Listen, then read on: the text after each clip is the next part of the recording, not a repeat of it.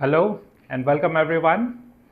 So in this video we are going to discuss the Civil Services Mains 2026 GS3 paper. The respective subject faculties of UPSCprep.com will discuss the questions from their respective subjects. So I will be discussing the questions from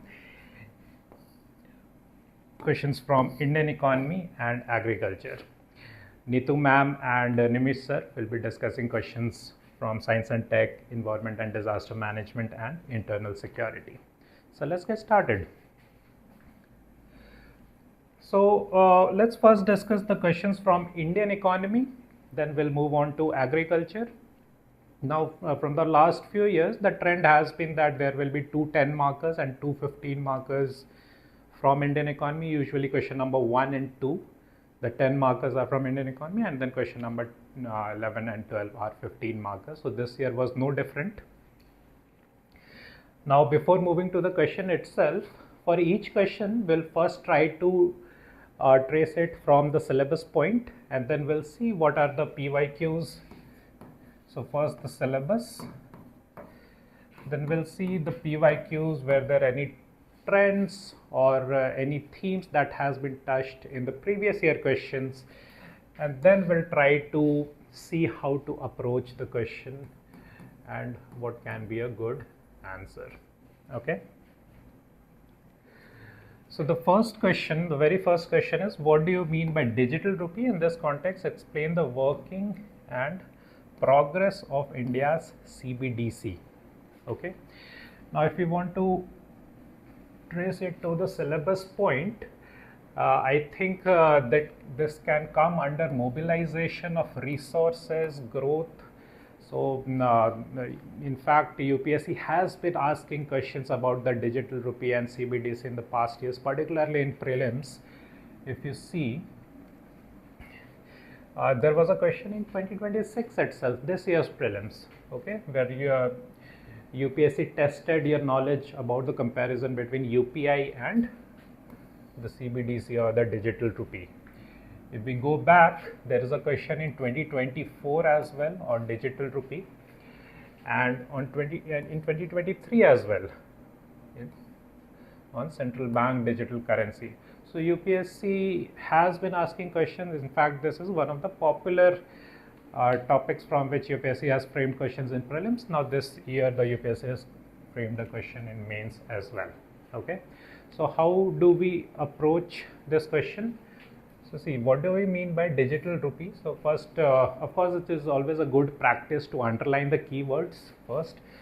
So digital rupee, and then explain the working and progress of India's CBDC. Okay, so India's CBDC, of course, is the digital rupee. Now, since the question directly asks what do you mean by digital rupee, the introduction can be the answer to that. Okay, so you can talk about what is meant by the digital rupee. It is a sovereign currency issued by the RBI, and the definition of it you can talk about. And then in the body, you can tackle the next part of the question, working of digital rupee.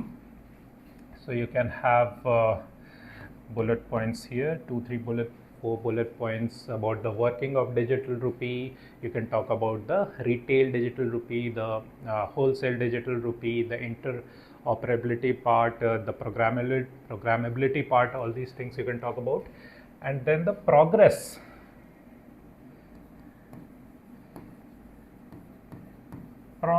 of digital rupee.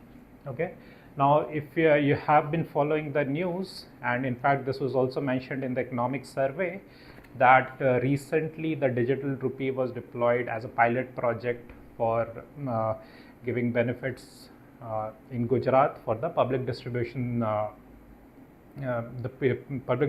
system. So if you have that knowledge, you can quote that as well, right? So you can talk about the pilot projects in retail, in commercial, in wholesale, and the recent pilot project in the PDS. All those things you can talk about, and then you can conclude Now think about what can be a good conclusion to the digital rupee. Okay, and in the conclusion you can talk about the challenges with the digital rupee as well and what can be the way forward. So the challenges is that whether the digital rupee is interoperable with the UPI or not, and should it be made interoperable, and that will lead to widespread use of digital rupee. So those are the things you can talk about. Since this has been in news, UPSC has been asking questions on digital rupee. I'll not mark it as a very tough question. In fact, this was one of the expected questions that UPSC has asked. Okay, so as you can see that the digital rupee has been covered at length in your lectures as well. It is part of the Indian Economy Handbook. So we talk about CBDC and the digital rupee, everything. Okay, in the advanced classes as well, we talked about the CBDC public distribution system pilot project. So it was covered at length and you should have no difficulty tackling this question. Next, let's come to the question number 2. The question number 2 is, examine the view that financial inclusion is an integral part of social and economic inclusion in a country like India, and also throw light on the usefulness of RBI's Financial Inclusion Index. Okay, so again, financial inclusion has been one of the popular themes that UPSC has been asking over the years. In fact, RBI's Financial Inclusion Index was most definitely asked in this year's prelims as well, right? If we talk about the syllabus points, of course, it is part of inclusive growth. So financial inclusion definitely part of inclusive growth, and you do study it in your classes as well. See, in 2026, there was a question on Financial Inclusion Index of the RBI. Even in mains examination in previous year, UPSC has been asking on this theme. Like this question in 2023, which is asking what is the status of digitalization of Indian economy. Okay, so here you talk about the various financial inclusion, digital financial inclusion, right? In 2022, the question was, is inclusive growth possible under market economy? State the significance of financial inclusion in achieving economic growth. So you see one part of the question, that how is financial inclusion important for economic growth, and this year UPSC is also asked how is it important for social inclusion as well. Then in 2016 the question was, do you agree that for financial inclusion of the poor section of the Indian society, and give your arguments and your opinions. So you see that the theme of financial inclusion has been a recurring theme. And again, this year UPSC has asked a very similar question. So how do you approach this question? Again, so now the first part of the question asks that financial inclusion is an integral part of social and economic inclusion. So you have to talk about how financial inclusion is part of social inclusion and how financial inclusion is part of economic inclusion as well. And then you talk about the RBI's Financial Inclusion Index and in what ways it can help, right? So you can start with what is the meaning of financial inclusion, right? Financial inclusion is availability of financial services and different kinds of financial services like banking, like credit, like insurance, pensions, other financial services at affordable rates. The affordable rates is very important. So you can start with the definition of financial inclusion, and then your body can be, and as per the question, just like the question, right? So how financial inclusion is integral part of social inclusion. So financial inclusion, integral part of social inclusion, and you can have points here. You can talk about how a large share of the bank accounts that has been opened as per the Pradhan Mantri Jan Dhan Yojana are owned by women. Okay. Similarly, you can talk about how the vulnerable sections of society are through financial inclusion and through various schemes of the government like Mudra Yojana and like Swanidhi Yojana are getting access to finance. So you can talk about those points. Similarly, how financial inclusion is an integral part of economic inclusion. Okay, so you can have points here. Of course, this question has been asked in previous years as well. Okay, and then the next part, throw light on usefulness of RBI's financial inclusion index. So there can be a block of RBI's financial inclusion index and how it helps. Of course, with financial inclusion index, our policy makers get access to data, right? More minute, richer data, and that helps them in policy making, that helps them in tracking the progress with respect to financial inclusion. You can also, if you have, because this was there also in the economic survey, if you have data, you can quote data here. And then in conclusion, you can conclude it any way you like, because financial inclusion, you can talk about that as we aspire to become Viksit Bharat by 2047, the per capita income, which is right now around $2,800, has to increase to around $15,000 to $18,000, and for that, more and more people have to have access to financial services at affordable rates. You can talk about those things in the conclusion. Okay. So again, this theme has been asked by UPSC, has been tested by UPSC again and again. So I do not think that this question, even this question, was a surprise. Although I would say that there are various subparts to the question. So you have to be very careful while reading the question also, and at the same time answering the question. So financial inclusion is an integral part of social inclusion, how it is an integral part of economic inclusion, and the usefulness of RBI's financial inclusion index. All these things you have to make sure that you write in your answer. Okay. So again, financial inclusion, because this is such a prominent part of your syllabus, is extensively covered in the Indian Economy Handbook as well as in your advanced notes. So it was taken up in detail, so measures to promote financial inclusion, and also in the advanced notes the various data was there which you could have made use of. Okay, so it also talk about how much is women, how much is rural, how much of the borrowers are women, how much of the are from the rural area. So it also talks about social inclusion, right? Okay. Then the next Indian economy question is a 15 marker. Question number 11 asks, explain the key challenges for India's energy security. What measures do you suggest for ensuring energy security along with economic growth and sustainability?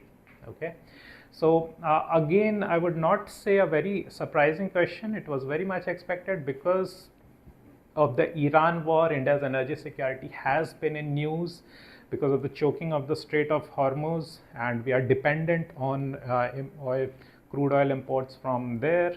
And also the ethanol blending issue has been in news, because that is another step that the government has taken to ensure India's energy security. So I would say this was one of the expected questions, and it's also part of the syllabus. Energy is part of your syllabus, straightforward. So again, I would say that this should not come as a surprise, this question, and could be handled easily. If you see that the themes of this question has been there in the previous year questions as well. So in 2022, the question was, do you think India will meet 50% of its energy needs from renewable energy? So you see, it's talking about not just energy security, but also sustainability. Okay. And how will the shift of subsidies from fossil fuel to renewable energy help? Then in 2018, the question was, access to affordable, reliable, sustainable, modern energy is sine qua non to achieve sustainable development goals, and the progress made in India in this regard. So the UPSC has been touching themes of energy, and again this year, because this was in so much in news, it was really one of the expected questions, and again the candidate should not find it surprising. Okay, so how do you tackle this question? Key challenges of India's security. Now, always think about why this question has been asked.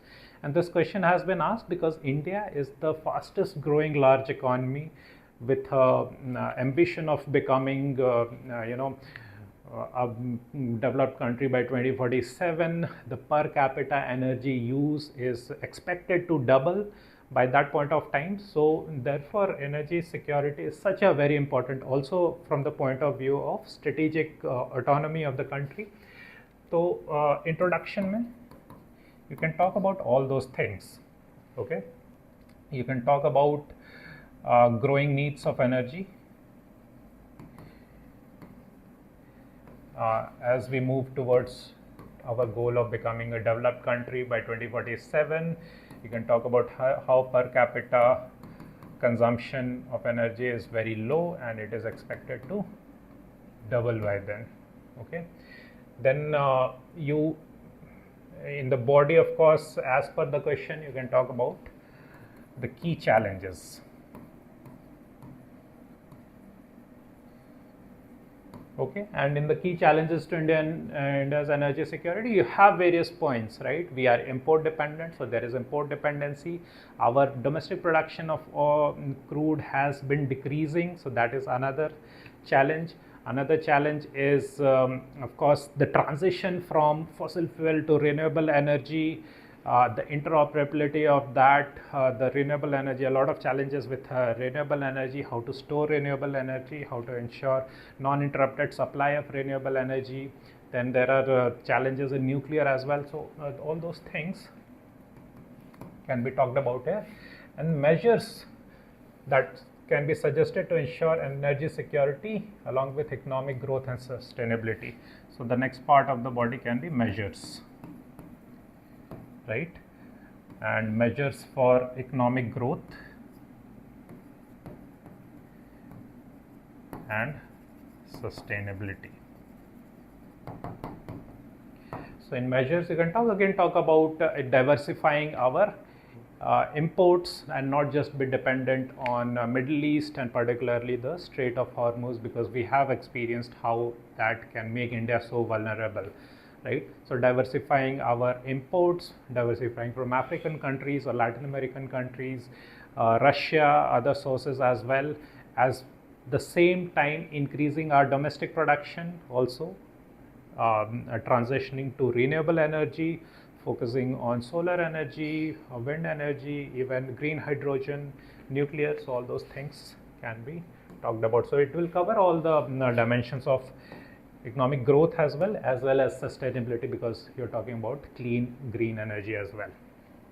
Okay, and in conclusion, again you can talk about India's strategic autonomy.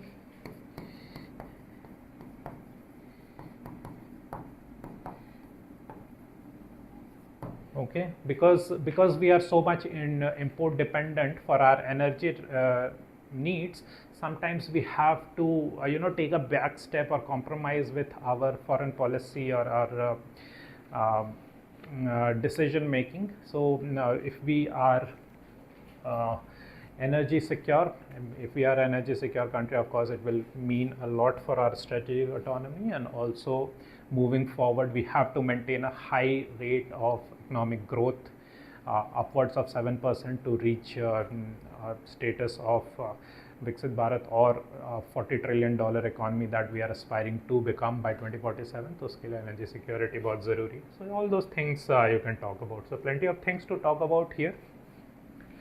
Of course, all these are covered in your lectures as well. I mean, there is plenty of data, there is plenty of point that you can use.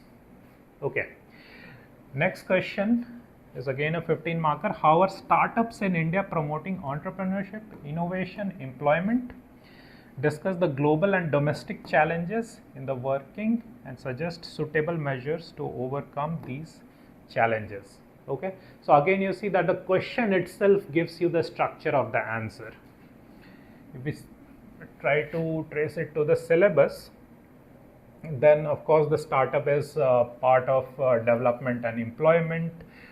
So themes are there, right? And startup, the government has been talking about innovation, has been talking about startups. It has been in discourse for a very long time. So again, you do read about it, and you should have plenty of points to write here. Okay. Now the question itself gives you the idea of the structure that you should be using.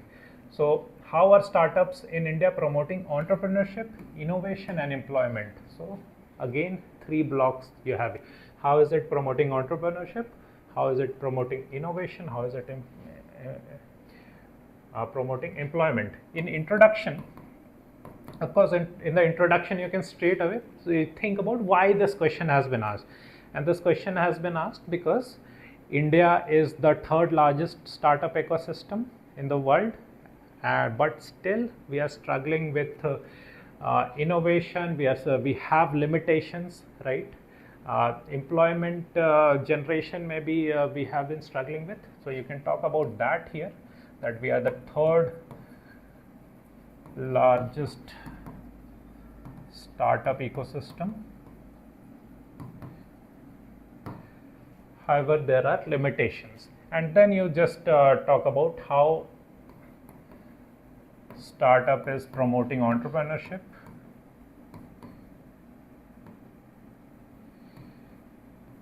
There can be 2-3 points here. Entrepreneurship, there is various kinds of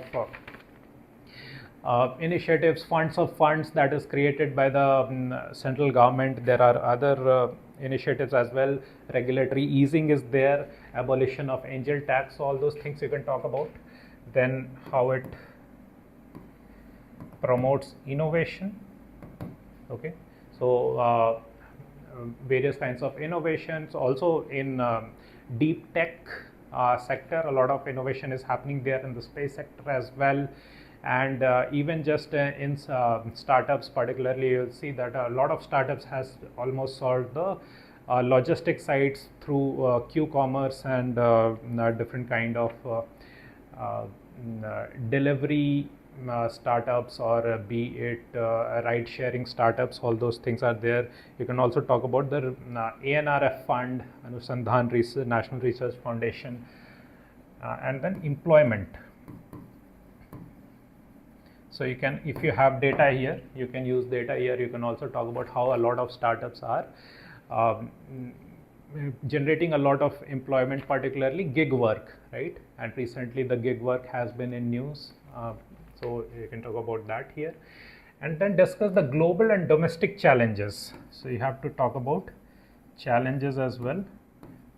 Global, domestic. Okay, what can be the global challenges? Global challenges with respect to investment, with respect to changing tariffs, the tariff policy of different countries, like America suddenly changing its tariff policy. Also breakdown of the supply chain because of various events, wars that is happening in different parts of the world. Import dependence on certain crucial inputs like electronic components, chips, critical minerals. All those things can be talked about. Similarly, domestic challenges, of course, there are so many domestic challenges. Regulatory challenges are there, funding challenges there. All those things can be talked about, and the measures to overcome. So you also have to talk about measures. Okay, so you can see even the question is giving you the structure: 1, 2, 3, then global challenges, domestic challenges, and the measures. So 6 part should be there to the answer. Of course, you can reduce the number of points in each of the part, but all the 6 part has to be addressed. Okay, and of course you can conclude it any way you like. Conclusion, you can talk about, again you can talk about the bigger picture, right? You can talk about demographic dividend, how it is necessary to skill and also to create jobs. You can also quote our honorable prime ministers, who talked about not by just be job seekers but rather be job givers. All those things you can talk about. Okay. So again, these startup or entrepreneurship is something that you study in economy. So you should be able to find points here, like to address the employment, promoting entrepreneurship, a lot of points of entrepreneurship, startups, different government initiatives, Startup India, Mudra Yojana, Atal Innovation Mission, skill development initiatives. So you have plenty of points to write here. Okay, so that was your Indian economy. Next, let's come to agriculture. Now, before we move on with agriculture, I want to emphasize that agriculture is a very high return on investment topic. The syllabus of agriculture is very concise, and most of the questions, and it is not just this year but in the previous year as well, most of the questions can be directly traced to the syllabus topics, and the themes can be seen in the previous year question. So this year there was no really surprise in agriculture as well. Okay, let's start with the first 10 marker. So the question is, describe the various technology missions initiated in Indian agriculture and examine their role in food security. Okay, now you see, technology missions is directly part of your syllabus. So of course there is a question expected on technology missions. Now if we see there is a 2023 question, how does e-technology help farmers in production and marketing of agriculture produce? Okay, so it is talking about, the question has been asked about how technology can be leveraged in agriculture. In this question particularly, you have to talk about the technology missions. Okay, so technology missions and their role in food security. So introduction, again you can talk about why, you can think about in introduction why this question has been asked. Okay, why so much focus on technology missions, and you'll get the answer that technology missions is important for food security, technology to increase the productivity of Indian agriculture, to ensure higher income for the farmers. All those goals are there. You can also talk about what exactly are technology missions. So in technology missions, what happens is it's an end-to-end initiative of the government with elements or with different dimensions, also covering research and development, various kinds of inputs that goes into the agriculture, even the post-harvest, harvest and post-harvest management, even marketing. So everything is packaged in your technology mission. And then you can talk about various technology missions that are there. There is national mission on oil seeds and pulses. There is a mission on Atmanirbharta of pulses. There is Krishi Dhandhan Yojana. Earlier there was Green Revolution as well. So all those things you can talk about. So in the body, of course you can write about. So in the introduction, of course, the technology mission, you can start with definition or why technology mission is important, and in the body the various types of technology missions. Okay, so various type of tech missions that are there. Of course this is covered, this direct to syllabus topics, so it is covered in your lectures as well. And then role in food security.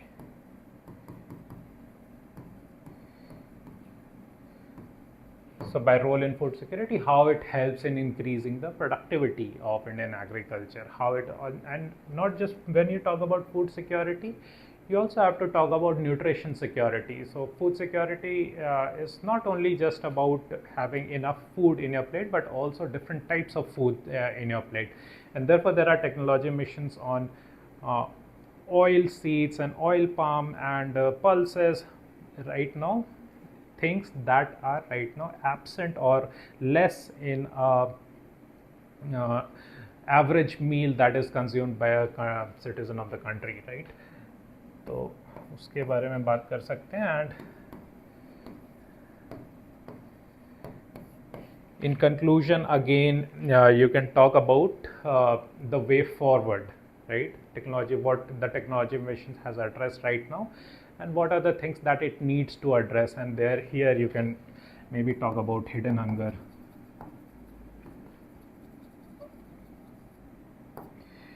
Hidden hunger के बारे में बात कर सकते हैं, अपना import dependency on critical food products like oil seeds pulses के बारे में बात कर सकते हैं. So all those things can be talked about. Alright. So again, various technology missions, list of technology missions, latest technologies used, all these things are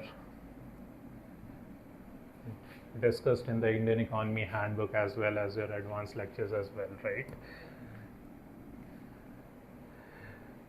Technology, you also have data of farmer as AgriStack farmer IDs and farmers actively using digital tools, Namo Drone Didi program and all that. All right. The next 10 marker is on agri-produce marketing.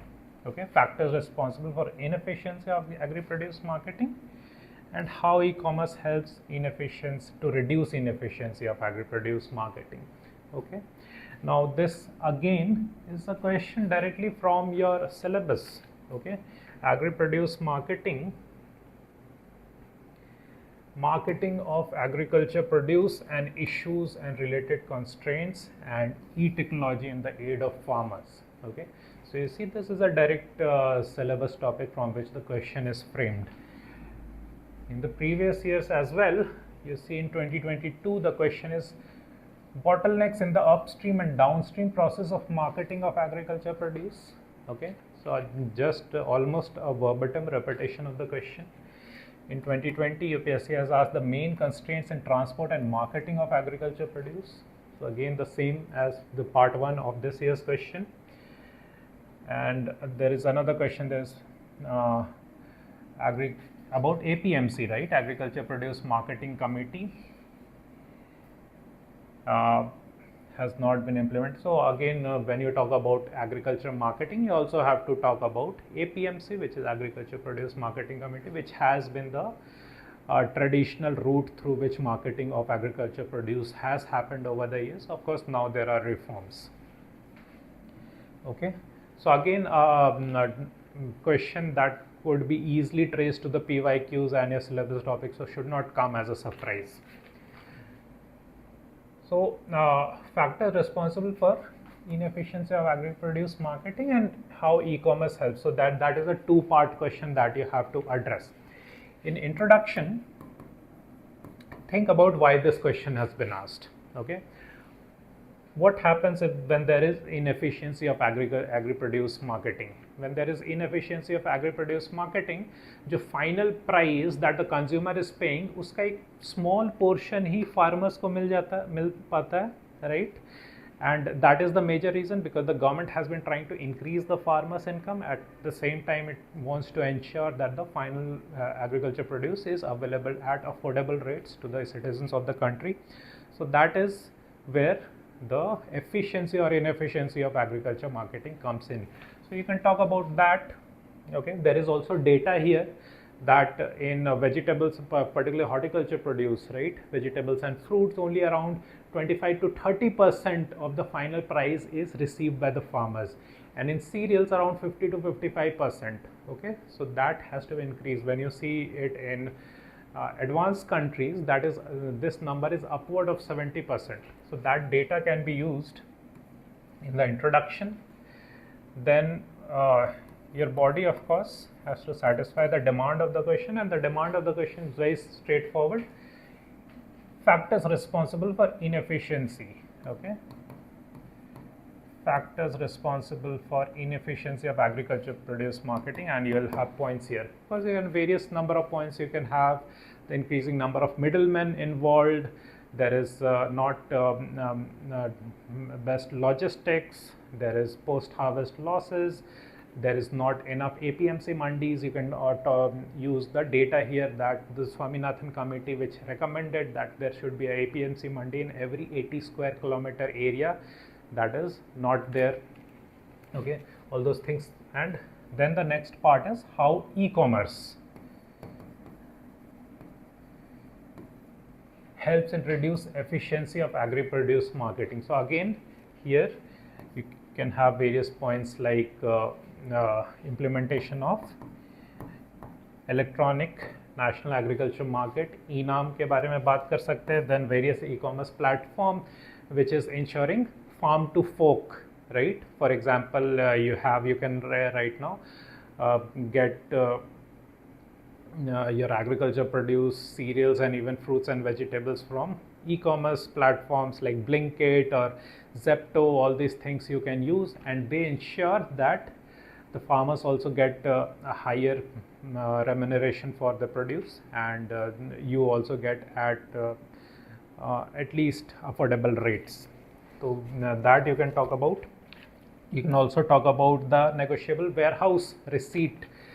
Electronic negotiable warehouse receipts is also there, where the farmers can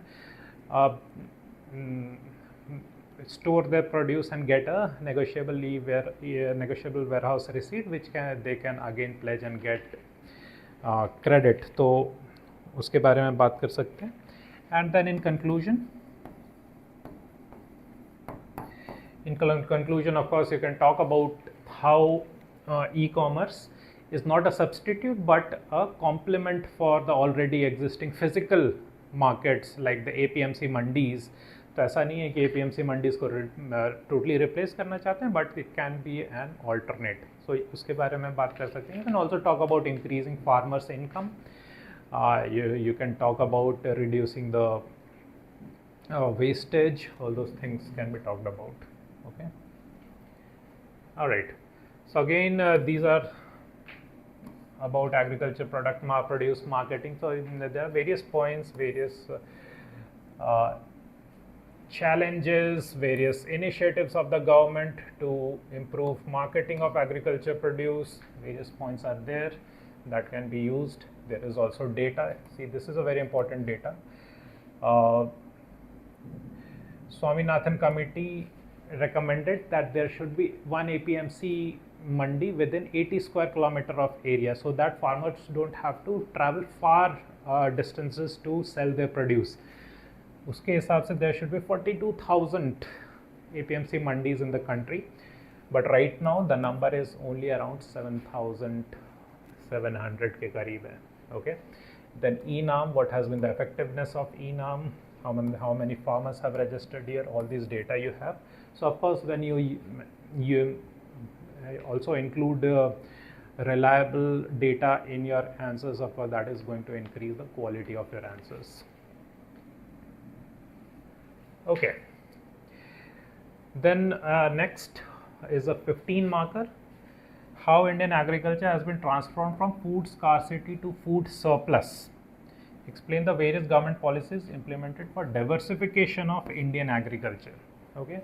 So again, I would not say this is a very difficult question, very straightforward question that you study in your agriculture.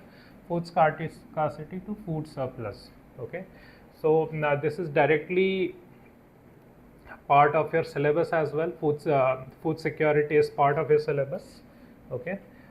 Food security is part of your syllabus. So again, this is something that you do study in your preparation. If we talk about the previous year questions, again in 2017 there is a question.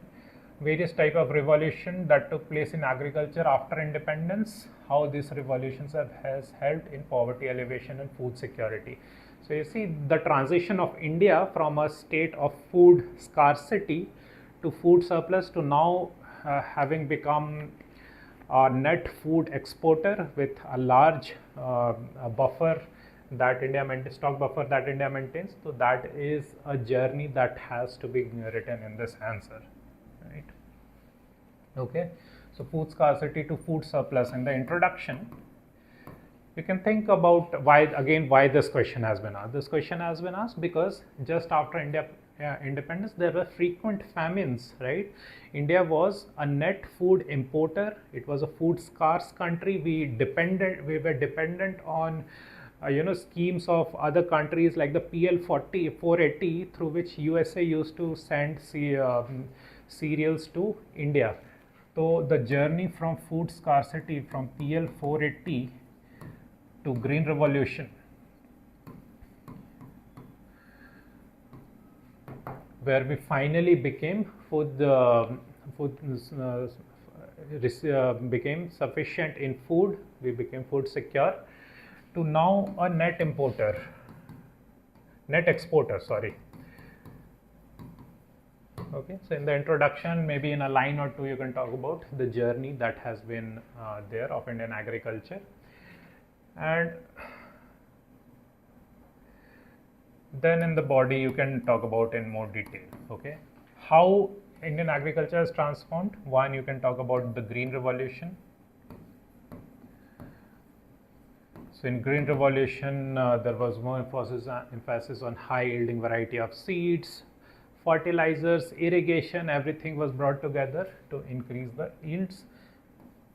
And then we became food surplus. And then uske baad you can talk about the MSP regime, इसके बारे में बात कर सकते हैं, then the National Food Security Act के बारे में बात कर सकते हैं. So these things can be talked about, okay, because these are important things that has happened in India's journey from becoming from food scarcity to food surplus status.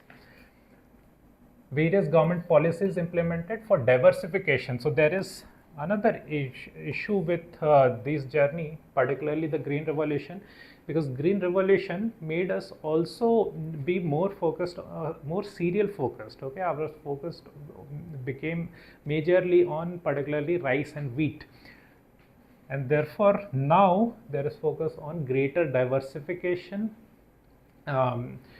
to increase farmers' income as well, but also to ensure nutritional security. तो एक नया dimension निकल के आया, to reduce hidden hunger, to ensure nutrition security. उसके लिए diversification ज़रूरी है, towards horticulture as well, towards different kinds of cereals as well, oilseeds, pulses, fruits, vegetables, but also diversification towards allied sector, livestock, fisheries, poultry, beekeeping, all those things. So the next part will address the diversification part.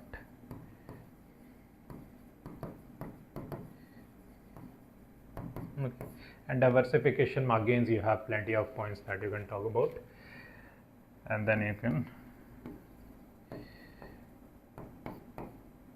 conclude it with the current challenges. Okay, the current challenges of nutritional security, but that is the next stage of food security. Okay, food security, food surplus, okay, but now the focus has moved to nutritional security, so that you have to talk about.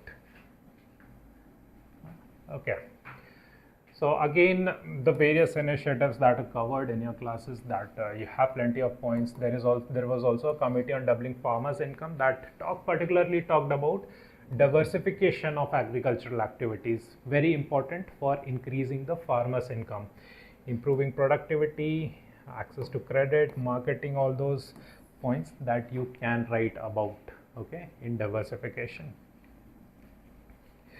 Then all the revolutions, okay, so Green Revolution ho gaya, uske the White Revolution, Blue Revolution, Yellow Revolution, all those things can be written. Okay, all these revolutions are part of India becoming a food secure nation.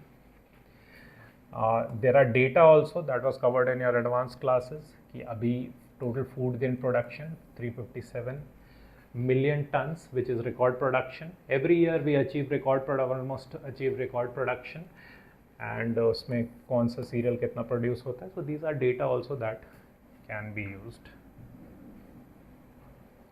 Okay. The fourth question of agriculture is discuss the different types of subsidies and support provided by Government of India to agriculture sector. So subsidies and support. Examine the related issues pertaining to Agreement on Agriculture of World Trade Organization. Okay, so this question asked in 2026 is almost a verbatim repetition of question that was asked in 2023. Okay, again, this is a direct syllabus topic. Issues, subsidies.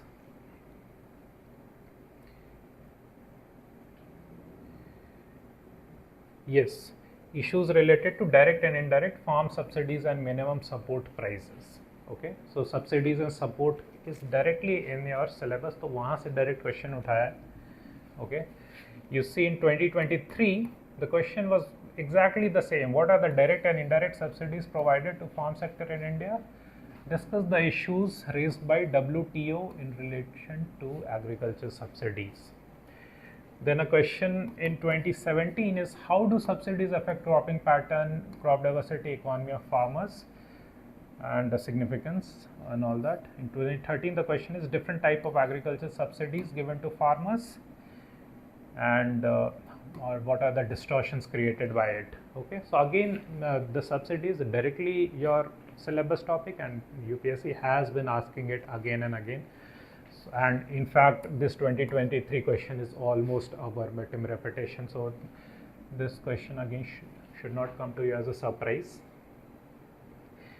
Now, again, when writing an introduction to this question, again think about why this question has been asked. Okay, why do subsidies and support exist? Subsidies and support exist because India is a country of small and marginal farm. Out of all the farm holdings in India, around 86% of the farm holdings are small and marginal farm holdings, right? So, हमारे farmers are marginal farmers, small farmers. They do not have income security, and therefore उनके लिए subsidies देना पड़ता है. At the other end, we are a country of 140 crore people who require food security. तो food security भी ensure करना है, farmers को enough remuneration भी देना है, and therefore there are different kinds of subsidies and support that is provided to the farmers. So introduction में you can talk about small and marginal farmers. You can talk about that 86% of the land holding are small and marginal, and therefore there is need for subsidy. Then the body, of course, as per the question, different types of subsidies and supports. Okay, तो कौन से subsidies मिलते हैं? You can divide it into direct and indirect. Okay, कौन से direct subsidies हैं? Your direct benefit transfers, all that there. Indirect subsidies है like your electricity, like your irrigation में subsidies. Then there are supports. Okay, minimum price support है, minimum support price है. There are other supports as well. So all those things you talk about, and then you talk about the agreement on agriculture, WTO. This again you study about the green box, the blue box, the amber box, what are the issues with it, the peace clause. So green, blue, amber, the peace clause, what is the current situation, and then in conclusion you can conclude with India's stand in WTO. And what is India's stand in WTO? That we are a country who has to ensure food security for the 140 crore population, but at the same time we have to ensure stable income for our farmers, and therefore a lot of support is required, and therefore India has to take a stand. India can also bring along other developing countries or least developed countries like the African countries and other groupings to increase their bargaining power in the platforms like the WTO. So you can talk about all that in the conclusion. Okay. Again, the different kinds of subsidies you study, the direct subsidies, the indirect subsidies, support measures like MSP, rural infrastructure development, agriculture research and development. So all these are supports for agriculture, right? And then the WTO agreements also you study, the green box, blue box, amber box, and what is the stand of India, impact in India, and the peace clause, and even the India's latest position. What is the latest position? Okay, so again you have plenty of points to write in this question as well. All right, so that was a portion of Indian economy and agriculture. Thank you very much.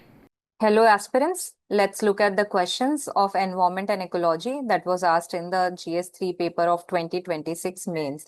So generally, the total weightage of environment is 35 to 40 marks. This year in the 2026 mains, there were two questions, two direct questions of environment. One was a 10 marker and the other was a 15 marker. So it was total 25 marks. In the previous years, the weightage was 40, 35, some years it was 25. So generally from 25 to 40 marks depending on the number of questions that are asked, उसके हिसाब से फिर environment का weightage 25 to 40 marks तक होता है and environment plus disaster management together is 50 marks. So sometimes there will be disaster management questions, तो कभी कभी 25 marks का disaster management आता है, sometimes 10 marks का ही आ जाता है. So depending on that environment weightage varies. However, indirect questions देखा जाए तो environment का application almost across the paper आपको देखने मिल जाएगा. So let's start by understanding the syllabus pointers. So environment के syllabus में this is GS3 syllabus. यहाँ पे आपको एक keyword मिलेगा biodiversity and the second keyword will be environment. Apart from that, there is just one pointer environment के syllabus में conservation, pollution and degradation is the second point and the environment impact assessment. So इस बार biodiversity से एक question है हमारे पास जिसमें international convention यूएनसीबीडी का Kunming Montreal protocol के बारे में क्वेश्चन आया है.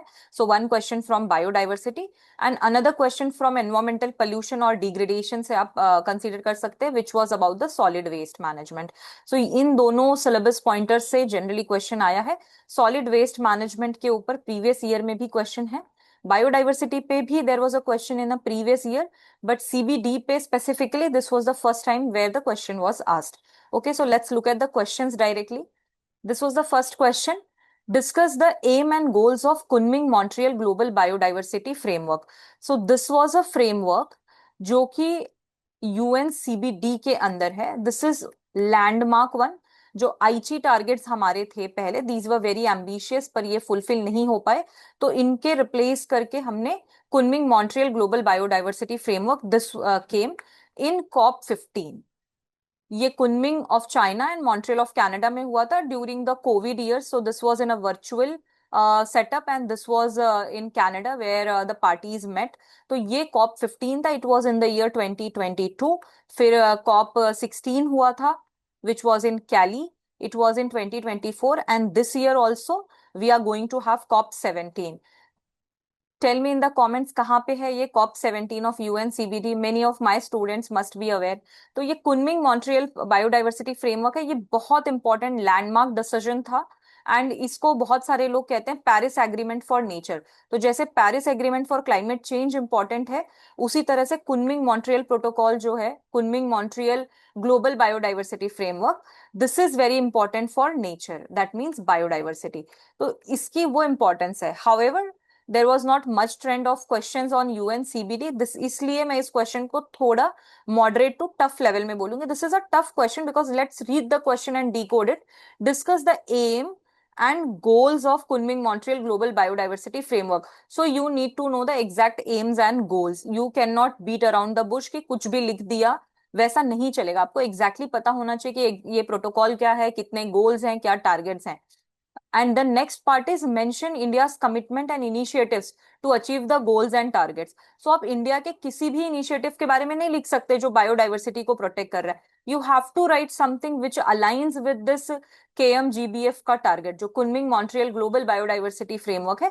इसको फुलफिल करने के लिए इंडिया के क्या इनिशिएटिव्स हैं. And let me give you context कि ये क्वेश्चन आया क्यों था. सो इंडिया ने 7th नेशनल रिपोर्ट सबमिट किया था यूएनसीबीडी को. This was in March 2026 where we came up with NR7. But इतना भी it was not in news, though we have covered it in our monthly magazines and even in lecture. मैंने अभी recently Kunming Montreal protocol, Kunming Montreal biodiversity framework UNCBD के under in detail explain किया हुआ है. However exact targets पता करना, जैसे ये हमने जो नेशनल रिपोर्ट की थी, देन इंडिया ने अपना NB SAP जो है, national biodiversity strategy and action plan, this was also submitted. COP 16 में हमने updated targets and all submit किए थे, but this was in 2024। In fact जो Kunming Montreal global biodiversity framework है, this was in 2022। So it has been in news constantly, but I believe कि एक aspirant को पूरे गोल्स पता होना इज अ टफ थिंग, तो I would categorise it as a moderate to tough question. There will be people who will say कि अरे बहुत सिंपल है, बस ये तो पता ही होना चाहिए, लिख दो। ऐसा नहीं होता, क्वेश्चन क्या पूछा है, क्या आप कोर डिमांड मीट कर सकते हैं, एंड लेट मी शो कि क्या गोल्स एंड टारगेट्स हैं। तो जो ये Kunming Montreal global biodiversity framework है, इसमें 4 गोल्स हैं। These are long term goals जो 2050 तक अचीव करना है, along with 23 targets that need to be achieved by 2030। ये बेसिक सबको पता होता है, इवन प्रीलिम्स के लिए हम पढ़ते हैं, मैंने ये काफी डिटेल में फाउंडेशन लेक्चर्स में पढ़ाया है। But knowing these exact 4 goals, and आप ये गोल्स भी देखेंगे, they are very generic: protect and restore, prosper with nature, share the benefit. So access and benefit sharing and all this we talk in the Nagoya Cartagena protocols, but exact ये 4 goals पता होना and 23 targets are there, ये आपको पता होना। And ऐसे 23 targets को align करते हुए इंडिया ने भी अपने टारगेट्स को रिलीज किया है, राइट। सो इंडिया के भी एनबी सैप में एंड इसमें नेशनल रिपोर्ट में, sorry, the national report, it also has the targets. In NR7 report we also have a action plan जहां पे हमने Kunming Montreal global biodiversity framework को अचीव करने के लिए एक कॉम्प्रिहेंसिव इंडिकेटर बेस्ड रिपोर्ट की है। इसके अंदर हमारे पास the report is based on 142 national indicators mapped against 23 targets. So there are 23 targets जिसके अगेंस्ट हमने इतने सारे टारगेट्स लाए हैं, एंड उसको हम लोग मीट करने वाले हैं। So it is a comprehensive question जिसको आपको पता होना चाहिए एग्जैक्टली क्या लिखना है, then you will be able to write it. And इसमें जो majorly the approach that we are going to follow is whole of government and whole of society. That means everybody coming together going to address the issue. कोई भी silos approach नहीं follow होगी, integrated approach follow होने वाली है, that is the idea. So this was the context कि ये question क्यों पूछा गया था, करंट अफेयर में था, it is important, but however it is a tough question.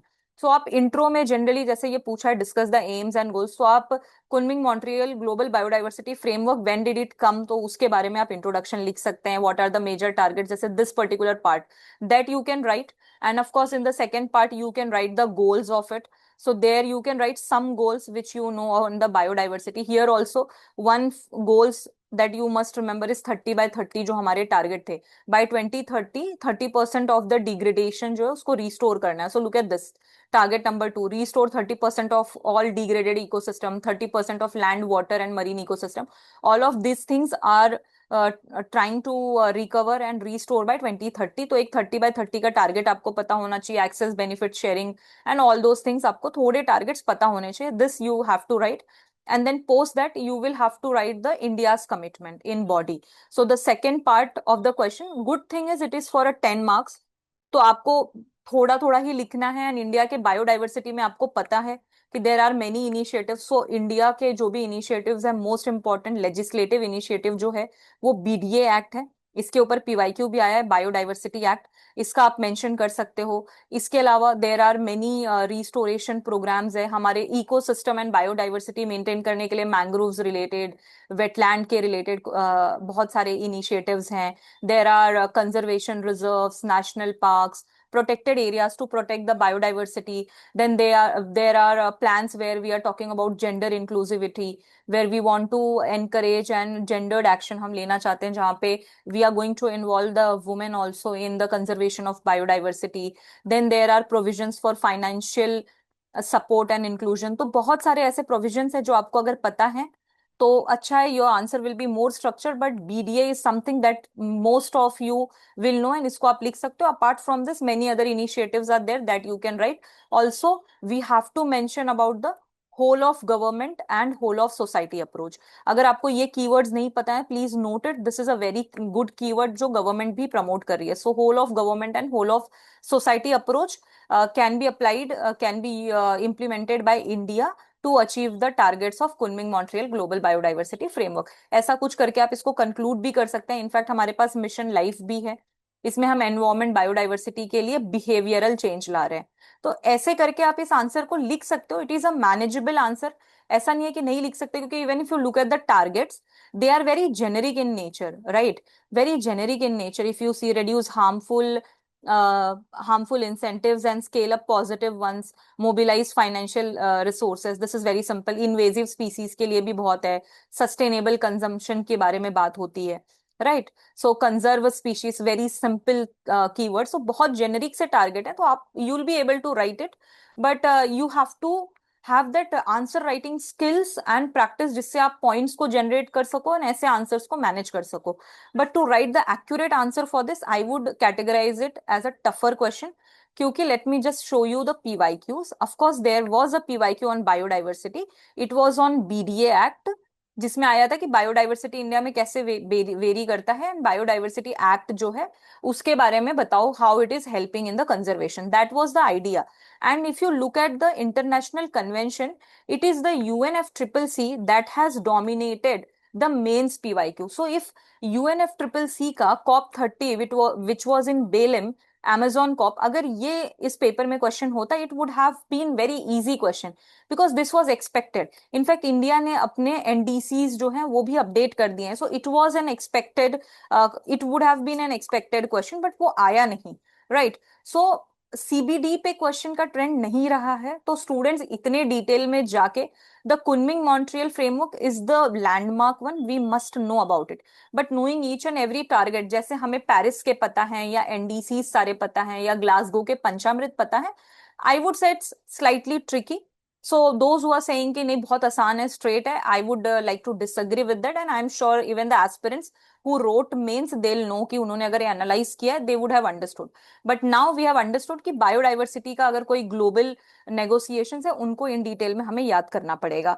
तो ये नेक्स्ट अटेम्प्ट के लिए या नेक्स्ट मेंस वालों के लिए this is the take away that हमें याद रखना है. Now look at the second question that came. What are the challenges to solid waste management? Okay, this was an expected question because there were 2026 rules that were notified for the Solid Waste Management Act 2016. So 2016 का act था, उसमें थोड़े बहुत changes करके नए rules आए हैं. And also there was a PYQ I think in 2018 on solid waste management. Directly ये क्वेश्चन था. So this part is easy, ये आप लोग बहुत आराम से एड्रेस कर सकते हो. Discuss the government policy framework on solid waste management. This is also easy, specially जब ये रूल्स रिसेंटली आए हैं, आपने करंट अफेयर्स में पढ़ा होगा, तो ये भी मैनेज हो सकता है. Now comes the tricky part. Discuss the success, failure cases of Delhi and Indore cities, highlighting the salient features of their solid waste management initiative. So यहाँ पे आपको specific 2 केस स्टडीज पूछे. ऐसा भी नहीं लिखा है कि write any 2 केस स्टडीज, ऐसा भी नहीं है कि इंडिया के किसी 2 सिटीज का लिख दो, any 2 cities. They have asked clearly of Delhi, जिसमें वेस्ट मैनेजमेंट का इशू कॉन्स्टेंटली रहा है. बहुत बार न्यूज में रहता है कि दिल्ली का solid waste management and municipal handling is really poor, whereas Indore has been constantly the top in Swachh Bharat mission and Swachh Sarvekshan, whichever comes, and Indore's waste management has been a success story. तो हमें roughly idea होगा about these things, but writing the exact success and failures, also salient features, what they are doing, how they are doing, is a tough part. So the second part of the question is slightly tougher. So if you want, let me show you what is the context. तो जैसे ये देखो, new solid waste management rules जो हैं वो notify हुए थे, and it will come in force from 1 April 2026. So this was in the 2026, इसी साल का न्यूज है. और यहाँ पे ऑफ कोर्स बहुत सारे चेंजेस आए हैं, how the waste collection will be and source पे कैसे मैनेज करेंगे, all those things were notified. Also if you see constantly कैसे न्यूज में रहा है, दिल्ली में भी constant initiatives like clean campus, zero waste, तो ये कुछ अच्छे इनिशिएटिव्स हुए हैं. CAQM एक बॉडी है जो एयर पोल्यूशन को मैनेज करने के लिए NCR रीजन में है, इसने भी रिव्यू किया है म्युनिसिपल सॉलिड वेस्ट मैनेजमेंट का. So it was also in news in December 2025. फिर इंदौर देखो, Indore setup India first PPP green waste management, तो it's also something very unique to Indore. Then look at this कि गोवर्धन बायो CNG प्लांट जो है largest, this is in Indore, इसको visit करने के लिए जाते हैं लोग. या फिर this plant is also in news, PM Modi ने इसको इनॉग्रेट किया था, ऑल दोज थिंग्स. तो इंदौर का कुछ अच्छे इनिशिएटिव्स हैं, या दिल्ली में कुछ रिव्यू चल रहा है और इनिशिएटिव्स हैं. पार्लियामेंट में ऑल्सो क्वेश्चंस वर आस्क्ड कि दिल्ली का वेस्ट मैनेजमेंट का कंडीशन क्या है post this rules. So it has been in news, but knowing the exact case studies and remembering the salient features is slightly tricky for the candidates. However, ये question को manage किया जा सकता है. If you know you can write some data here कि India में कितना solid waste management है to show the amplitude of the problem, और you can start with the context that recently there were changes in the solid waste management rules. So you can start with this since it is about the challenges. The first question is this, तो I would say कि data अगर आपके पास कुछ हो कि कितना solid waste है इंडिया में and how difficult it is and all, that you can start with, it will give a good introduction to this question. And body में you have to write the challenges. First part will be challenges, इसको आपको पहली सब heading बनानी है. And इसके इसमें of course you can write there are so many challenges. First तो जो है वेस्ट कलेक्शन का ही है एट सोर्स, सेग्रीगेशन का है, राइट. कलेक्शन हो गया, सेग्रीगेशन हो गया. देन उसके बाद जो लैंडफिल्स के इश्यूज हैं, even the support from citizens is not very good in the terms of waste manage solid waste management, landfills and treating the waste. इसके भी इश्यूज हैं. Using the upgraded new technologies, emerging issues हैं, the new types of waste, e-waste etc are coming into it. तो इसको भी manage करना मुश्किल होता है. देन फिर एडमिनिस्ट्रेटिव लेवल पे that instead of following the whole of government approach there is non-integrated approach, और silos में होता है, there is overlap, and even the intervention of different departments is there. Municipality में भी बहुत सारे departments they are causing troubles. तो challenges I believe आप आराम से लिख सकेंगे. Government के initiatives जो हैं that should be a second part. Initiatives क्या हैं उसमें, of course the solid waste management का जो rules अभी changes हुआ है that you can write. 2016 में there was a act and 2026 में there are changes that you need to write.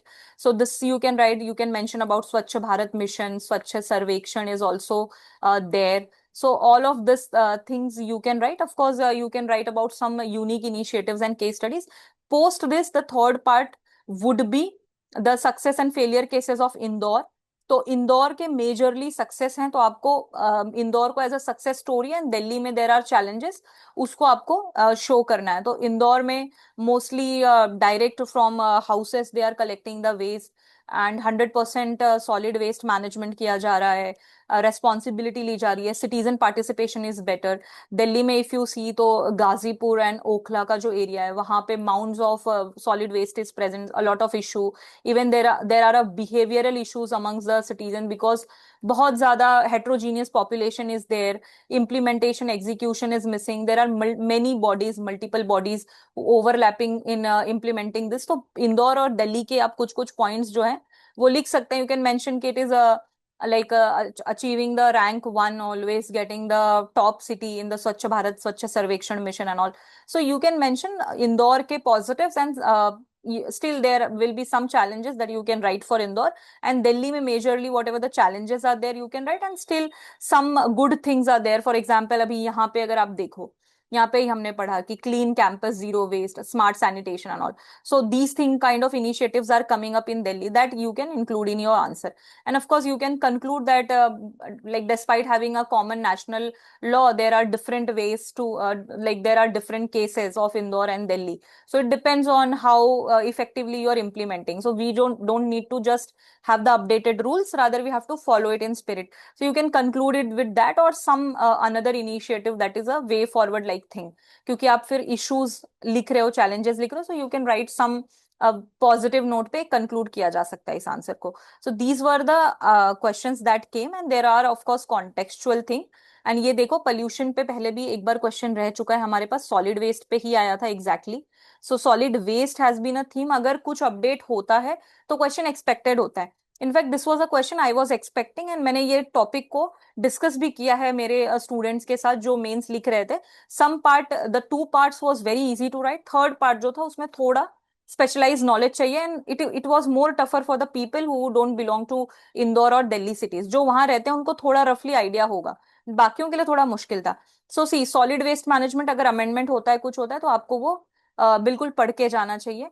Now look at this, यहाँ पे भी जो वेस्ट मैनेजमेंट या पोल्यूशन के रिलेटेड क्वेश्चन है वो हजार्डस वेस्ट के ऊपर है. तो जनरली पोल्यूशन में मेजर ट्रेंड तो एयर एंड वाटर पोल्यूशन का रहा है. सॉलिड वेस्ट का हजार्डस वेस्ट, बायो वेस्ट वगैरह पे भी क्वेश्चंस एक्सपेक्टेड होते हैं, provided there is a major current affair news और सम पॉलिसी चेंज। पर इस बार क्योंकि सॉलिड वेस्ट मैनेजमेंट के रूल्स में चेंजेस था, it was an expected question, so it was, I think, manageable by the student. Now what we need to do for environment, the people who are targeting 2027 mains or beyond, तो हमें environment के जो questions हैं उनको कैसे manage करेंगे? सबसे पहले आपको सिलेबस के एक एक कीवर्ड को, in fact if you saw I showed you keyword की जो टाइटल ऑफ द GS3 है उसमें बायोडाइवर्सिटी कीवर्ड लिखा है, हमें वो भी पता होना चाहिए। सारे कीवर्ड्स को PYQ के थ्रू आपको डिकोड करना है। I have done this task for you. तो यहाँ पे एक वीडियो है, कपल ऑफ वीक्स बैक मैंने एक वीडियो किया था जिसमें पूरे 15 इयर्स के एनवायरमेंट के PYQs को डिकोड किया गया है। And you will watch this video, you will understand कि एग्जैक्टली PYQs को कैसे डिकोड किया जाता है। तो एक तो आप इस वीडियो को देख के मेंस की पूरी अच्छी अंडरस्टैंडिंग बनाइए। सेकेंड थिंग क्या है, आपको करंट डेवलपमेंट्स देखने इन द थीम्स। जैसे solid waste is a theme, but क्या उसमें कोई चेंजेस हुआ है? अगर चेंज हुआ है तो पढ़ने की जरूरत है। If there is no change, there are no amendments, it's all right even if you don't read that theme with that focus. सबसे ज्यादा फोकस आपका होना चाहिए उन टॉपिक्स पे जो करंट डेवलपमेंट में है, देर इज एन अमेंडमेंट। इस तरह से आपको थीम्स, पहले तो थीम्स समझना है, देन करंट डेवलपमेंट समझना है। Also, you need to have conceptual and in-depth understanding of landmark global climate conventions। जैसे UNFCCC के दो तीन कन्वेंशंस जो हैं हमारे पास, Kyoto, Paris, Glasgow. This you must know in detail all the things that were discussed. Now UNCBD का question has also come and हमें पता होना चाहिए यहाँ पे क्या है, कुनमिंग मॉन्ट्रियल, इसके रिलेटेड हमें पता होना चाहिए, Nagoya, Cartagena, all this. Now we have UNCCD also, इसमें अभी कन्वेंशन चल रहा है मंगोलिया में। If something major comes up, we need to keep our focus there. तो इस तरह से आपको जितने भी major landmark global climate convention हो रहे हैं उनकी इन डेप्थ अंडरस्टैंडिंग होनी चाहिए, because here Kunming Montreal framework का they have asked the goals and aims, so we must no it. Even if it is generic, we should have some idea about it. Indian case studies on environment friendly initiatives, for example Indore का, या कोई भी ऐसी case study है, या Kerala comes up with some environment friendly initiative, some initiative to avoid human animal conflict and it is giving result, it is in news, तो आपको India के केस स्टडीज को नोट करना है एनवायरमेंट के। Wherever environment, pollution management, air pollution का suppose किसी city ने बहुत अच्छा मैनेज किया, you must know that and read about it. Also have a writing practice, because the Kunming Montreal biodiversity framework, that question, if you have a good writing practice, you will be able to manage it, you will be able to divide it, structure the question properly, have a subdivision and write it properly. So you have to practice the answer writing and build that skill so that you can manage the answer. Okay, so these were the questions for environment. Thank you for watching the environment analysis. Now over to Nimish sir for the analysis of other subjects of GS3. So let us start with the discussion of GS3 Mains 2026 का science and tech, disaster management and internal security. Firstly इसका weightage देखते हैं कि कितने कितने marks के questions आए। Number 1, science and technology, total 50 marks. हर एक का मैं आपको एक एक करके एक एक क्वेश्चन जब हम लेंगे उसका मैं बात करूँगा, डिफ़िकल्टी लेवल, उसकी अप्रोच, राइट, एंड ओवरऑल हर एक टॉपिक का, जैसे science and tech, disaster management का वर्डिक्ट कि आपको कैसे अप्रोच करने की ज़रूरत है। तो साइंस एंड टेक में हमारे पास 2 जो थे वो 10 मार्कर थे और 2 into 15 मार्कर, टोटल हमारे पास 20 और ये 30, 50 मार्क्स के क्वेश्चंस। डिजास्टर मैनेजमेंट में 1 into 10 मार्कर और 1 into 15 marker, total 25 marks. Internal security में exactly like the science and tech, we had 2 into 10 marker and 2 into 15 marker total. So ये तीनों topics में 125. This is basically, these 3 topics constitute half of your GS3. ठीक है, तो ये बहुत important topics हैं, each one of these, and this has been largely the trend in last few years. अब बात करते हैं साइंस एंड टेक के फर्स्ट क्वेश्चन, 10 मार्क का क्वेश्चन है। Explain by giving 2 examples. सवाल स्टार्ट हुआ, explain by giving 2 examples how biotechnology has helped the Indian farmers now अकेला यहाँ तक होता तो बायोटेक्नोलॉजी के बहुत ज़्यादा एग्जाम्पल्स आ जाते, बट क्वेश्चन है how has biotechnology has help Indian farmers in processing their perishable crops. यहाँ एक स्पेसिफिक एरिया में चले गए. So now even if you know about biotechnology, you need to be very specific about its application in agriculture, particularly related to processing of perishable crops. It's specific, it's difficult. I'll categorize this question because it is going into the specifics. Moderate to difficult. ठीक है. अब यहाँ बात आती है perishable crops. तो अब इसके लिए you have to be very specific about the particular biotech which is used for perishable so that life of a crop can be increased. Ethylene and ripening control technologies like antisense RNA technology and nitric oxide treatment. ये शायद एकदम से याद ना आए, इसलिए उसको moderate से difficult categorize किया गया. News में भी largely you won't come across too much until and unless you've read about कि राइप ज़्यादा देर राइपन रखने के लिए कैसे मिसयूज भी किया जाता है.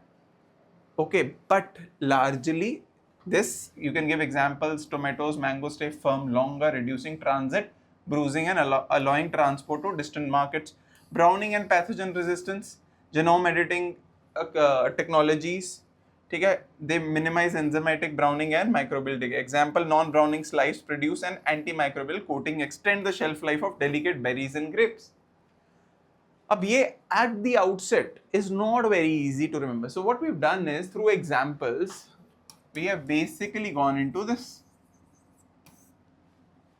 Hence it has been categorized difficult. That means that now it is not just about the technology but use of application of a technology in a particular sphere which is equally becoming important. Okay, and similarly the next question if I go into, now this is outrightly a current based question and very easy and very expected, highly expected question.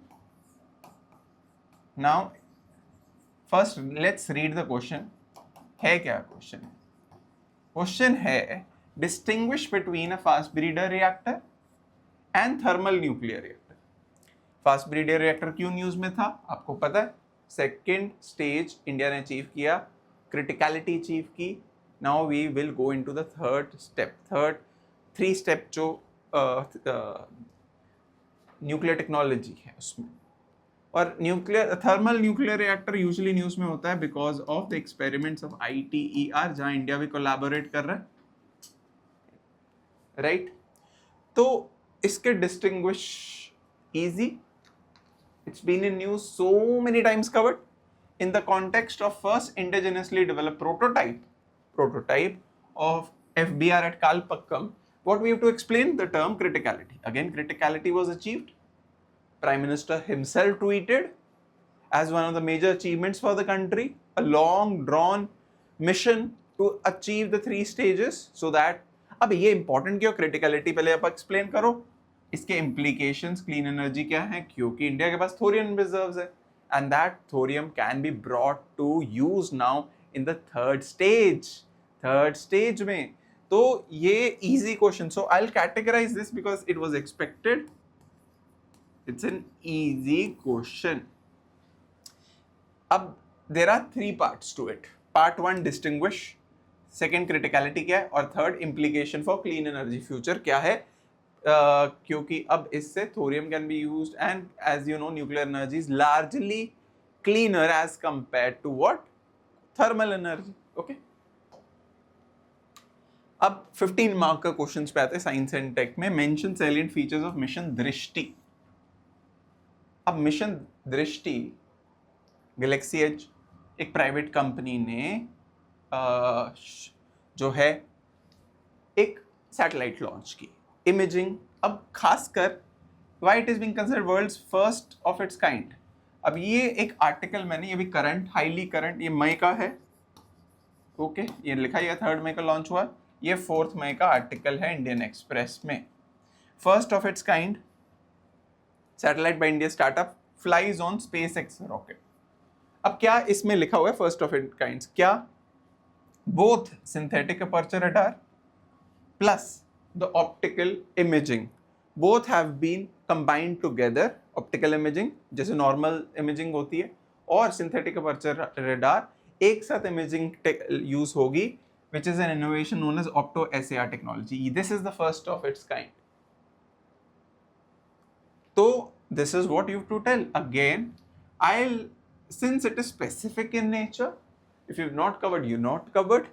I'll keep it in moderate category in terms of difficulty, even though it was explicitly in detail covered in, this is Indian Express article. Similarly, it was covered in The Hindu as well. Okay, so straightforward.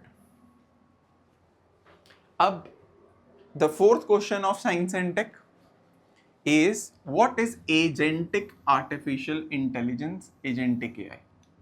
अब आपने AI पढ़ा, artificial intelligence, so much almost regularly in news. Yes, आपका trigger point बन जाना चाहिए था. अच्छा, generative AI we've been hearing. Enterprise AI has been the word of the year. Agents, AI agents have been in news. अब यहाँ से agentic AI को decipher किया जा सकता है. But agentic AI in particular, has it been used so much in newspaper? Not specifically. Hence, मैं इसको again, what is agentic AI? Explain its working. अगर यहाँ तक होता तो शायद ठीक था. Now it comes into working aspect and describe its applications with suitable examples. Discuss the advantages, risks and challenges associated with agentic AI. Firstly, I'll categorize it as medium or moderate to hard. Moderate to hard. Why? Because firstly, it has a lot of dimensions. एक question में बहुत है, इसकी working में भी जा रहे हैं. So it is basically covering all aspects of it. That what is agentic AI? एक तो agentic AI normal day-to-day vocab में नहीं use हो रहा था. 2, इसकी working mechanism. इसका thirdly applications with example, इसके advantages, disadvantages, so many dimensions. ठीक है. अब ये न्यूज़ में इंडियन एक्सप्रेस और हिंदू में, ये हिंदू का आर्टिकल है, what students need to know about agentic AI. This is an article a couple of months ago. ठीक है. Similarly, ऐसे आर्टिकल्स कवर हुए हैं, ऐसा नहीं है agentic AI. So, but as I said, since it goes into very specifics, its examples, advantages, it becomes moderate to hard to attempt, and since there are so many dimensions, it's not easy to do it within the word limit as well.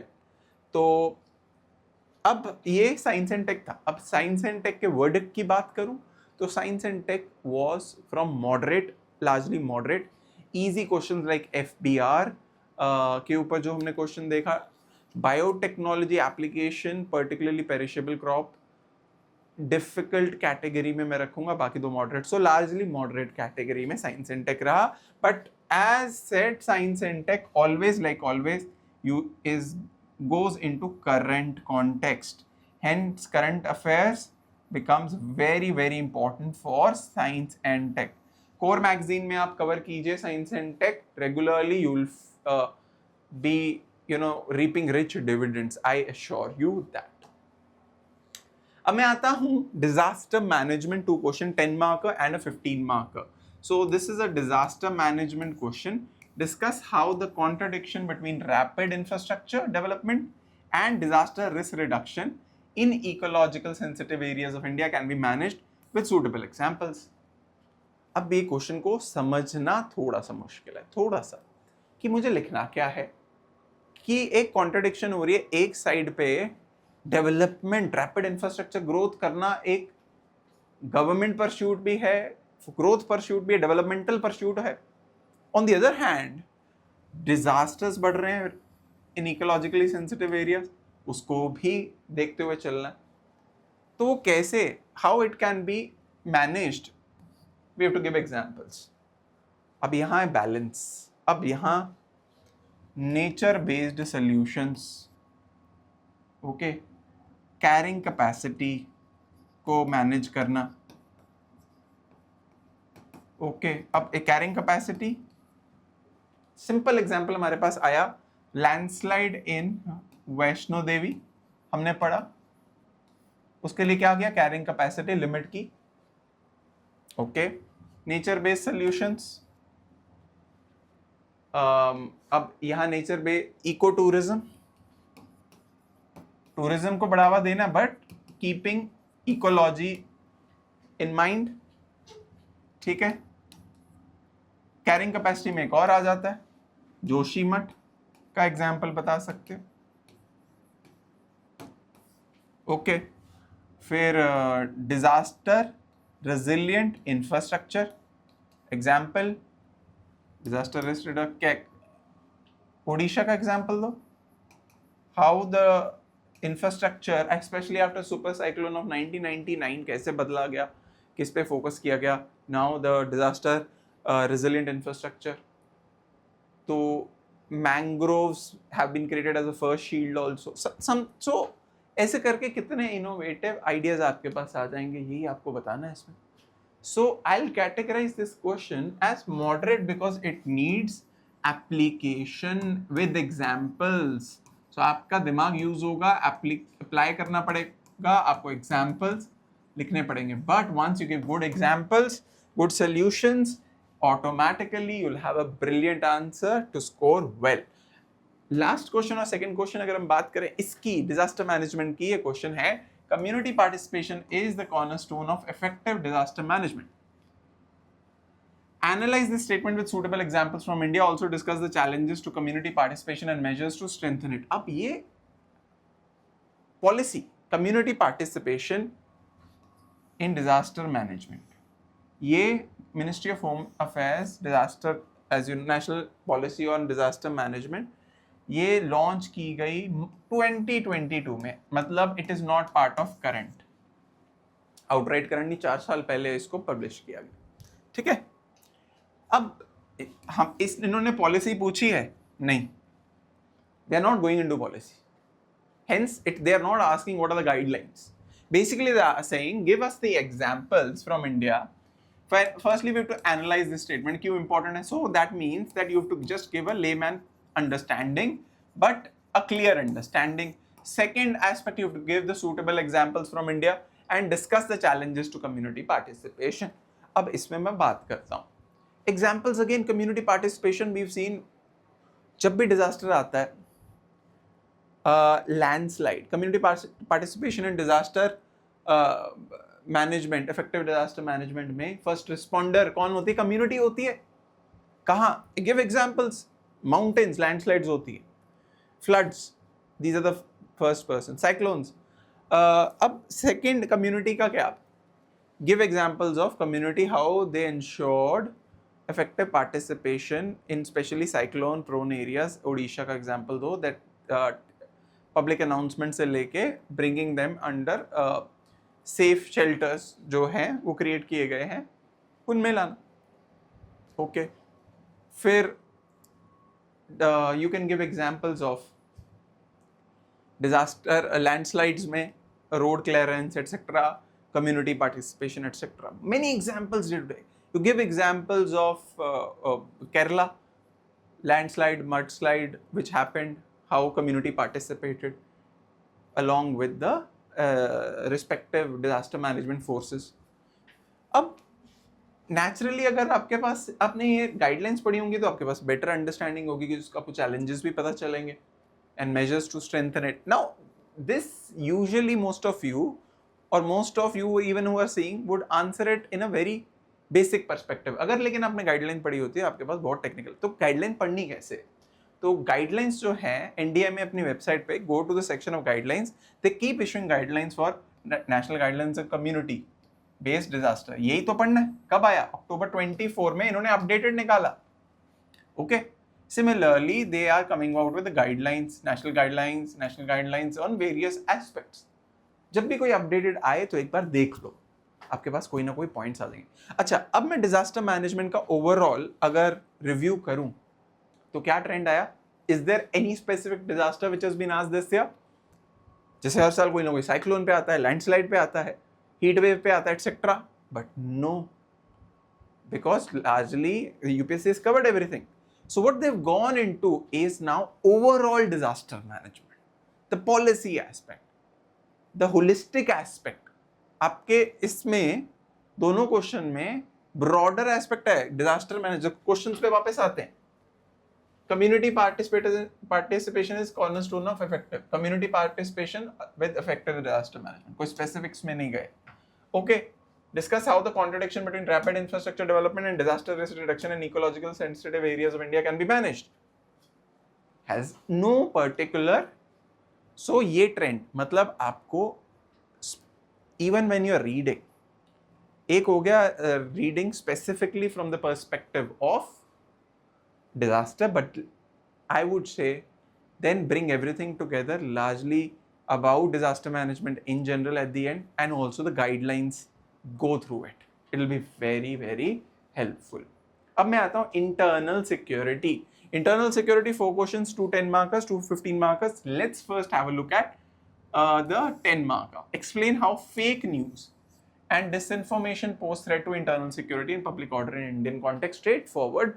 आपके notes में जो मैं classes लेता हूँ आपको मिल जाएगा कि कैसे पहले तो डिसइंफॉर्मेशन क्या होता है वो पता होना चाहिए. Misinformation, disinformation are 2 separate things. Fake news and disinformation pose threat to internal security and public order. इसमें एग्जांपल्स भी दो कि फेक न्यूज से. अब इसका एग्जांपल इमीडिएटली आता है that messages which was circulated एक long time ago, but top of my head, Bengaluru में जहां नॉर्थ ईस्ट के लोग छोड़ना शुरू हो गए. ओके, ऐसे कई. इससे क्या होता है कि चैलेंज पब्लिक ऑर्डर डिसरप्ट होता है, स्टैम्पीड सिचुएशन होती है, वो भी एक इंटरनल सिक्योरिटी. तो एक जस्ट आउट. लेकिन यहाँ सोशल मीडिया प्लेटफॉर्म्स को यूज किया जाता है फेक न्यूज के लिए, डिसइंफॉर्मेशन कैंपेन्स के लिए. उससे क्या होता है, लोग मिसलीड होते हैं तो वो पास ऑन करते हैं इंफॉर्मेशन फर्दर ये साइकिल क्रिएट होता है of misled people, and then what it happens, it creates issues of public order and threat to the internal security. You go into the more dimensions in it. In this regard, discuss salient features of amendments in respect of IT rules 2021. बहुत news में रहा है. अभी भी जब IT rules 2025 की बात होती है तो IT rules 2021 का जिक्र जरूर होता है, जहां सोशल मीडिया इंटरमीडियरीज और सिग्निफिकेंट सोशल मीडिया इंटरमीडियरीज की बात होती है, जहां इनके nodal officer, compliance officer etcetera, ये इनको जब कोई कंप्लेंट करेगा या गवर्नमेंट कंप्लेंट करेगी, एक टाइमलाइन दिया गया है कि इनको कैसे एक्ट करना है. It is under the IT Act 2000 where these rules were enacted for last few years. It has been in news consistently, but it might be overlooked. Hence, since it goes into specifics, I would categorize this question as moderate. Okay? Even though the first part is relatively easy to answer. So, second question. Ladakh is strategically located between China and Pakistan. इसका मतलब दिखा दो इसको map पे, जल्दी से map draw करो और इसको दिखा दो. हो गया. इंट्रोडा एक लाइन लिख के इसको मैप ड्रॉ कर दो. As a major to win hearts and minds of locals, discuss the border area development programs BADP by central government and civic actions by the army. Border area development program में infrastructure development के बारे में बात कर सकते हो. Particularly हम बात कर रहे हैं लद्दाख वगैरह की, तो इसके अंडर ब्रिजेस बनाए गए, रोड इंफ्रास्ट्रक्चर, BRO को फंड्स मिले, राइट. वाइब्रेंट विलेज प्रोग्राम इसमें शायद ना आए क्योंकि वो it is not directly under BADP, but certainly you can mention Operation सद्भावना etc. जो आर्मी सिविक एक्शंस करती हैं उसके बारे में आप बात कर सकते हो. इसमें हो सकता है आपका दिल करे मैं ITBP के बारे में बता दूं. ITBP भी करती है ऐसे programs, civic actions, but since it is army, hence it is recommended not to answer that. Also discuss demand of promulgation of provision of 6th schedule. अब ये क्वेश्चन पढ़ने में समझ नहीं आता कि ये इसका मतलब क्या है. बेसिकली आपको इवैल्यूएट करना है कि क्यों डिमांड की जा रही है लद्दाख की तरफ से, and should we give verdict on that maybe in conclusion. Okay, तो 6th शेड्यूल पहले बताओ क्या है और why Ladakh is demanding, but why, and इसका आंसर है क्यों नहीं दिया जा रहा. That is where Ladakh is strategically located between China and Pakistan. You can actually in the conclusion refer to the same thing again. Okay. इसमें again so ये topic है इंटरनल सिक्योरिटी का बॉर्डर मैनेजमेंट, उसका ये हिस्सा है. So question is not very direct in nature. Again इसको मैं मॉडरेट कैटेगराइज करूंगा. सिलेबस से यूजुअली हम पढ़ते हैं threats with respect to China, with Bangladesh, with Nepal, with Myanmar, but ये question is talking about a situation, a program, and at the same time a constitutional provision, and why it is being asked by a particular region, a union territory. Hence, this is moderate to difficult in nature. तो इसके लिए current affairs are very important. जहाँ बार बार जब ले सोनम वांगचुक में asked for 6th schedule, again there were articles on it, why they are asking, what is 6th schedule, everything. So current affairs, see for everything, but whatever topics we are going through, एक चीज तो बहुत clear है, current affairs is the backbone. Current affairs newspaper daily कर रहे हो, तो 5-6 keywords daily pickup कर रहे हो और एक मंथली मैगजीन कोर की तरह कर रहे हो, अच्छे से कर रहे हो, रिवाइज कर रहे हो. मैं बता रहा हूँ, you will have so much content to write and a very accurate information which will certainly elevate your scores and overall presentation as well. ठीक है. अब आते हैं 15 markers पर. तो separatist movements have been one of the major factors contributing to militancy and instability in Jammu and Kashmir, JNK. Bring out actions taken by government to bring JNK into national. इसमें भी जो actions लिए गए government की तरफ से पिछले last 10 years, you talk about that. Infrastructure development से लेके वेलफेयर मेजर से लेके integration of the Jammu Kashmir into the main stream politics etcetera. और वो अब यहाँ कह रहे हैं कि 2019 में जो 370 रिमूव किया गया, 35A रिमूव किया गया, उसके कि पहले की सिचुएशन और बाहर की सिचुएशन को डिस्कस करो और इसके पॉजिटिव इम्पैक्ट जो बाद में हुए हैं वो पॉजिटिव को बताओ. ठीक है. ये again current affairs over a period of time, a lot of positives have come out of it.